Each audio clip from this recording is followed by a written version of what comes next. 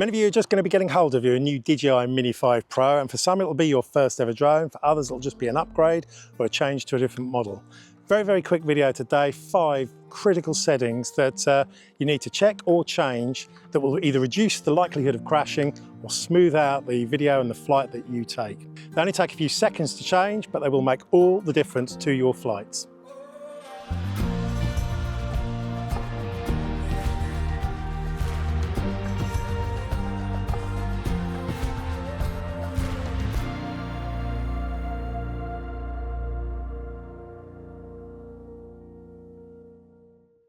Hello, I'm Ian and I play with drones, and here I am up on the South Downs again. Beautiful sunny day. So yes, just a few settings that you need to check in order to reduce the risk of crashing and also smooth things out. So without further ado, let's dive straight into them.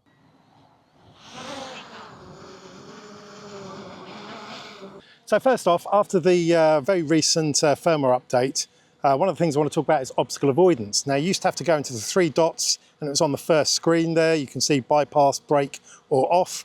But now you can also tap the little symbol up the top there, and you can swap between the different modes at the tap of a button. Now, why would you want to change this? Well, they do make a huge difference. And to be able to directly change them from the main screen is a really good improvement. Bypass mode is the default mode, and basically when you're flying, it will do its best to work its way around any obstacle that it comes up against. It normally does a very good job. Occasionally though, it means it will fly into a different direction that you may not have been expecting.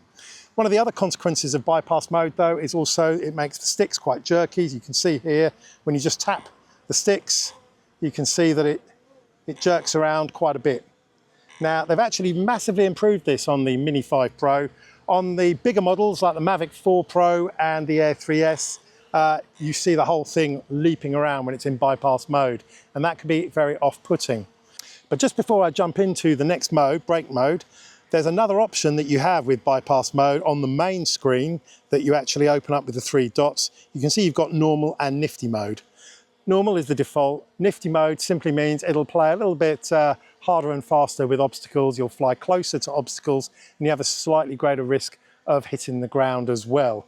I would only put it into nifty mode if you're flying around over long grass, otherwise leave it in normal mode. Let's jump into brake mode.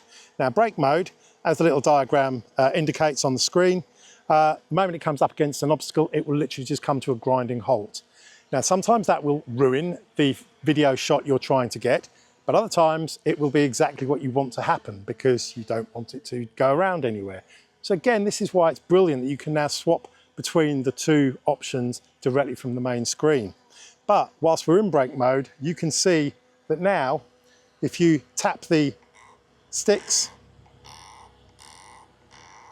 hardly anything happens. Whereas you go back into bypass mode and you can see how jerky it becomes. Nothing major, like I said, massively improved it with the Mini 5 Pro, but it's just something to be aware of. Off, they now warn you very clearly, best not do that because you may crash. Nice, straightforward. Right, that's the first setting. Next setting is return to home. Now you access that by the 3 dots, and it's a little further down on that very first safety tab. And you'll see there are 2 options. It's all called advanced return to home. You've got optimal or preset. Optimal was brought in with the Air 3S and the Mavic 4 Pro, and it is a brilliant mix of it recording its surroundings as it takes off, coupled with its known GPS location. It knows the route it's taken, and it will do its best to fly back via that same route because it knows it didn't crash. So an incredibly clever and advanced return to home, and that's normally the one that you can leave it in. However, if you're in low light situations or where you've got power lines or twigs without leaves, then the obstacle avoidance may not be infallible. That's where preset comes in. Preset is the other option where it will simply rise up to the preset height that you have set in the return to home altitude and fly back in a direct line. Generally, I have found the optimal return to home absolutely amazing. You can generally leave it in there. Just need to be aware of what it does. Right, that's 2. Now we go on to the third settings. The 3rd, 4th and 5th settings are all housed in a little screen that frankly you wouldn't even know existed if you didn't know it existed. On the control tab, scroll down and you can see there Gain and Expo tuning. And I've done videos on this before because I think it's so important. And when we go into this screen, you can see that there are 3 sets of screens: Cine, Normal and Sport. And you actually have a whole suite of settings that are applicable to whichever flight mode you're actually flying in. And all of these settings below control how quickly the drone moves, how quickly the camera tilts up and down or rotates, how quickly the drone itself turns, which is yaw. These are all critical settings that make a huge difference to the smoothness of the video that you actually shoot. And that's why it's so important to know how to change them and to know what each of these settings does. Now, it's a big old screen, don't worry, we don't need to go through everything at all. I'm only going to go through the key ones. You don't need me to explain what max horizontal speed, max ascent or max descent speed is. Literally, how fast is it going forwards, up or down?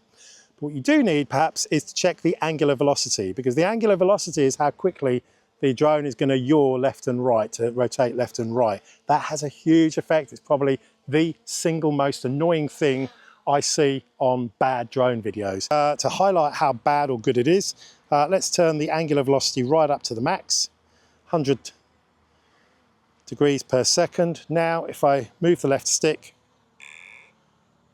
you see how quickly things turn. Ugly, nasty, and there's, even no matter how delicate you are with the stick, it's still pretty brutal, okay? So the angular velocity you really want to have down low, not too low, otherwise it'll take forever to turn. And remember, you can have different values depending on Cine, Normal or Sport mode. So that's how quickly the drone is going to turn left or right.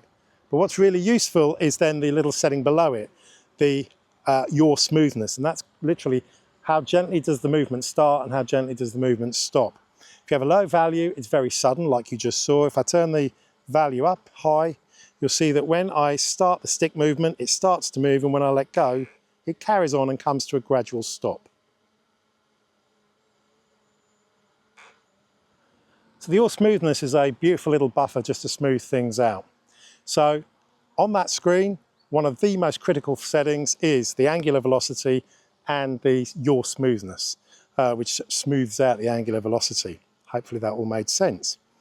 Now moving down, the next section, brake sensitivity. I wouldn't mess around with that. It's literally how quickly will the drone come to a stop when you take your fingers off these sticks. In my books, you normally want it to stop as fast as possible, so leave that alone. EXP, very, very simple this actually. What I'll do is actually maximize the yaw. Remember, the yaw is how quickly it's turning left to right. And all that EXP sensitivity is how quickly a tiny little movement on the stick relates to a movement on the drone. So with that EXP value right up, the moment I tap that stick, it starts turning quite fast. See, tiniest movement on that stick and it starts moving straight away. What's nice is for you to have a gradual movement, so that a little bit of stick movement results in a little bit of rotation. So let's bring that right down. Probably want to have it around 2 or 3, so you have a little flat bit on that X. Now, when you just start moving the stick, it just gently starts turning. And again, just start moving, it starts turning gently, and if you want more turn, you push the stick over more, and then it speeds up. So you get a beautiful gradual movement depending on how far you move the stick. So that's all the EXP setting is. To be honest, the only one that's of pretty much any importance is that same yaw one. So dictating how quickly you start to turn left and right.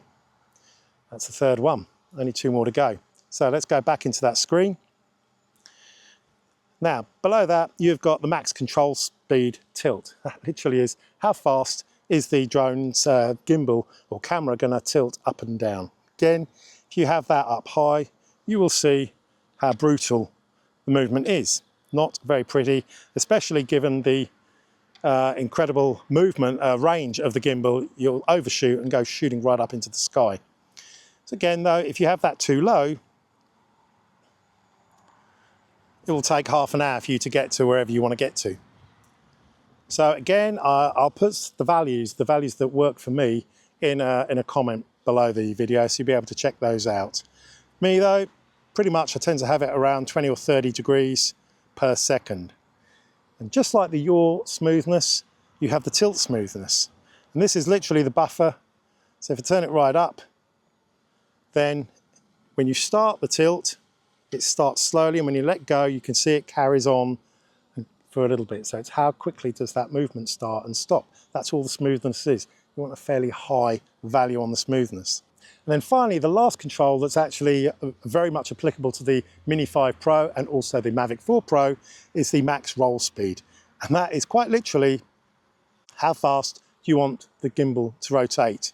Remember, you do that with the C1 and the rear button. And let's just go in, and again, we'll highlight what a high value looks like. So I'll move max roll speed right up to, say, 80. So now when I put the C1 and the wheel button, you'll see it swivels right over. Nothing very elegant about that at all. Conversely, if you then have a much lower roll speed, down to say about 15, and you get a far more gradual. So very, very nice. And just again, like you had with the tilt and the yaw, you also have a roll smoothness. And the roll smoothness, again, is that same buffer, that same smoothing out of how gently it starts and how gently it stops. Again, I find a higher value better for that. Like I said, I'll put the values in a comment below this video, but really you want to get out into your back garden and just have a play to see what works for you. Because you may want to have different settings, really will want to have different settings between Cine, normal and sport mode. But those 5 settings, so you've got the obstacle avoidance setting, the return to home, you should just check and leave, but be aware how you can change it. And then on the Gain and Expo screen, you've got how quickly do you want the drone to turn when you use that left stick, the angular velocity, how quickly do you want the camera to go up and down, and how quickly do you want the camera to rotate. They're the 3 key movements that are going to affect the smoothness of all the video that you take, so it's critical you know how to adjust them to your style of flying. So there we go. Look, I've tried to keep it as quick as possible today, doing it on the fly out in the field. If you found this useful as ever, give me a little thumbs up. Till next time, have fun, happy flying.